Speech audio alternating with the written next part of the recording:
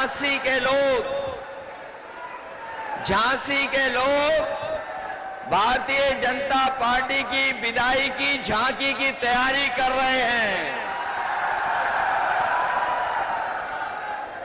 जो लोग किसानों की आय दोगुनी की बात कर रहे थे, हमारे झांसी के किसान नौजवान जानते होंगे, इनके 10 साल की सरकार में किसानों की लूट हुई और किसानों के खेतों का पैसा भारतीय जनता पार्टी की जेबों में पहुंच गया। जो विकास, जो खुशहाली हमारे किसान की होनी चाहिए थी, इस भारतीय जनता पार्टी की सरकार में हमारा किसान संकट में चला गया। जिन्होंने कहा कि आय दोगुनी होगी, हमारे किसान भाइयों बताओ, किसी की आय दोगुनी हो गई हो तो बताइए। और ना आय दोगुनी हुई, महंगाई बढ़ा करके लागत बढ़ गई, डीजल महंगा हो गया, सिंचाई का इंतजाम नहीं किया, पानी का इंतजाम नहीं हुआ, बिजली महंगी हो गई और फसल के खरीदने के लिए कोई इंतजाम नहीं किया। हमारे किसानों की लूट हो गई। और जब किसान ने अपनी खाद खरीदी, ये किसान जानता होगा, जब खाद की बोरी लेकर के आया तो खाद की बोरी से भी चोरी हो गई। और बोरी से जो चोरी हुई, पहले 5 किलो चोरी की, फिर 5 किलो चोरी कर ली।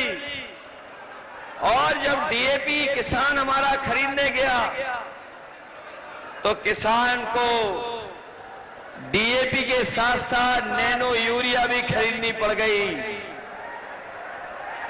जिस तरह से उद्योगपति भारत छोड़ के चले गए, उसी तरीके से नैनो यूरिया बनाने वाले भी भारत छोड़ के चले गए। बताओ किसान भाइयों, आपके लिए जो सरकार को सुविधा देनी चाहिए थी, सुविधा तो दी नहीं, लेकिन काले कानून लेकर के आई थी सरकार। काले कानून जो आए, उससे हमारे किसानों की जमीन छिन जाती, उनकी पैदावार को छीन लेते। ये हमारे किसानों ने आंदोलन किया, किसान खड़ा रहा, आंदोलन करता रहा और दिल्ली से तब हटा जब सरकार ने काले कानून वापस ले लिए। इस कांग्रेस की सरकार ने जो सुविधाएं भी दी थी बुंदेलखंड को, उन बुंदेलखंड की सुविधाओं को भी इन्होंने रोक दिया।